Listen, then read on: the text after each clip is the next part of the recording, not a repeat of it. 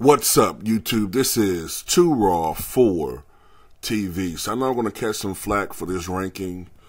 I know a lot of you guys have him in your top 10. I'm not knocking that. I definitely can see a case for him being top 10. But to me, longevity and availability mean something. They do. They just mean something to me, man. It's very important for players to be able to go out there and compete. Now, I'm not saying going out there and play and be hurt and worsen your injuries, but there's too much evidence to suggest that there are times when Kawhi Leonard could have gone out there and played while he wasn't feeling 100%, but he chose not to. And I'm sorry, there has to be some type of penalty for that. There has to be some type of penalty. So because of that, that's why I have him ranked right now, number 12. Look, if this was going into the summer of 2021, I've been tempted to perhaps put him in the top 10, even though I still didn't like all of the games he'd been missing.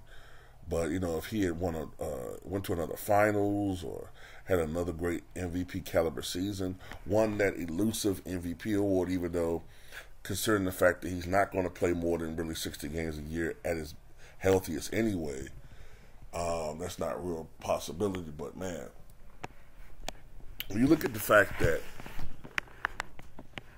in his career, he still has not reached 600 career games played, and he's 31 years old. He still hasn't reached 600 career games played. Now, look, Giannis is, 28? And let's see where he's at.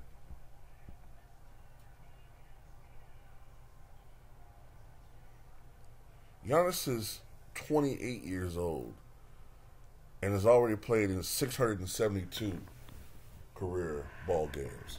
672.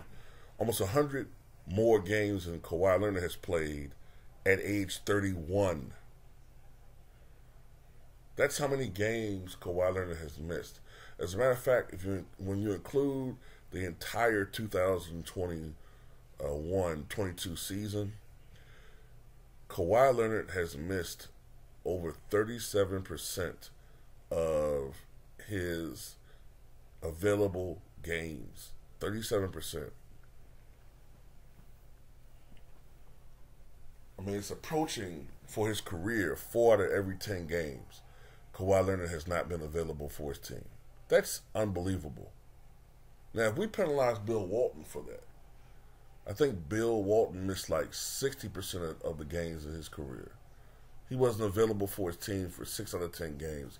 And because of that, despite his unbelievable peak, where he was arguably the best player in the NBA for a couple of years, and skill-wise, one of the greatest big men ever, but when you miss that many games, it has to affect your overall rankings. So that's why I can't be a hypocrite and just ignore that.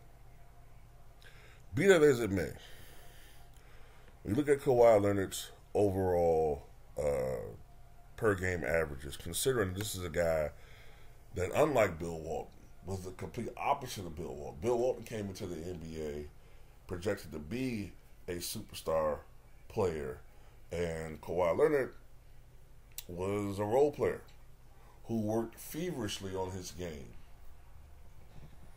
Feverishly on his game to become one of the best players we've ever seen in his prime. One of the best players we've ever seen.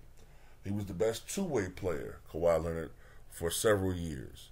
And for his career,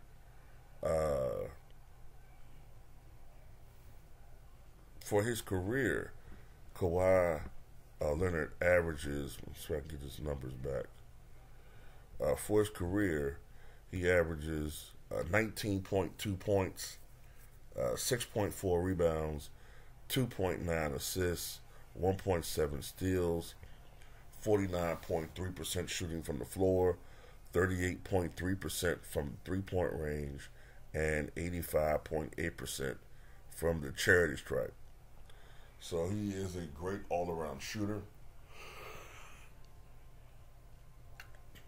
Um, we remember back in 2014 when the San Antonio Spurs beat the Miami Heat by, at the time, the widest margin in NBA Finals history.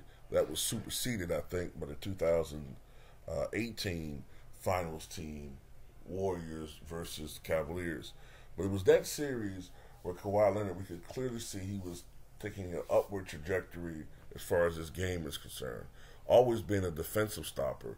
Now we were seeing the results of Kawhi Leonard's work, being able to knock down the mid-range jumper, showing an ability to create his own shots, being effective in ISO situations. And that's when we saw Kawhi Leonard come of age and win the Finals MVP along with his first ever championship. Now, since then, we've seen Kawhi Leonard win an additional championship with that all-time great run in 2019 with the Toronto Raptors. And, of course, he won Finals MVP that year in a more dominant fashion. Two-time NBA, looking at Kawhi Leonard's resume, two-time NBA champion, two-time NBA Finals MVP, five-time NBA All-Star, the 2020 NBA All-Star Game MVP, three-time All-NBA First Team, two-time All-NBA Second Team, two-time NBA Defensive Player of the Year award, all right? Three-time NBA All-Defensive First Team, four-time NBA All-Defensive Second Team. He was on the All-NBA Rookie Team back in 2012. He led the NBA in steals during the 2014-15 season, and he's on the 75th anniversary team, which was announced just this past season. Sometimes you wonder if we did him a disservice when we start comparing him to Michael Jordan and Kobe and stuff like that, because, I don't know, maybe he got big-headed. Damn sure did get big-headed, but before all of that, the phenomenal basketball player, the best two-way player in the league, and I would say during the 2019 playoffs, he was the best player in professional basketball. Starting in 2018-19, after a very tumultuous ending with the San Antonio Spurs, back then popular sentiment was against the Spurs, and people pretty much agreed with Kawhi Leonard. They thought the Spurs were being funny, as far as the accusations they were making with Kawhi Leonard. But now, when you look back in hindsight, man, the Spurs organization probably would tell the truth that Kawhi Leonard was becoming a diva, that Kawhi Leonard didn't want to play through pain, and as a consequence, they ended up trading him to the team across the border, the Toronto Raptors. Look, I guess if you want to talk about someone who made lemonade out of lemons, he went to the Toronto Raptors and he led that team to a championship. And it seemed like it was just yesterday, but it was actually over 3 years ago now. Kawhi Leonard that offseason shocked many. He shocked many because most people assumed that either he was going to re-sign with the Raptors or that he was going to sign with the Lakers. But ultimately, Kawhi Leonard signed with the Los Angeles Clippers and brought Paul George along with him. At that time, Paul George was playing, or had been playing, for the Oklahoma City Thunder. they were going to challenge the Lakers for LA land supremacy. But it has not worked out for the Clippers, and to a large extent, Kawhi Leonard. A series of injuries to him, to Paul George, ill-timed injuries, Luka Doncic having these just eruptive performances against them. All these things have led to a diminishing perception of the Clippers and of Kawhi Leonard. The man just cannot stay healthy. Whereas, when you saw the end result of him winning that championship with the Raptors, and the NBA validated that this man was hurt, you say, okay, look, if this guy can play 60 to 65 ball games with this load management approach, okay, it's worth it. If he can consistently lead your team to deep in the playoffs, if this load management thing is real. But in reality, it seems like the load management thing is perhaps holding him back. He's gotten hurt more and more often since the load management. And, you can't blame him for getting hurt, but at the end of the day, we see all the flack that AD gets. I don't know. Now he's on the wrong side of 30, and, you just worry about this situation if you're a Clippers fan, because it's the same thing. Now, all of a sudden, he and Paul George are hurt through December, and, you just don't know, man. You just got to hope the other players step up in their absence, but it's kind of the same thing, But I truly believe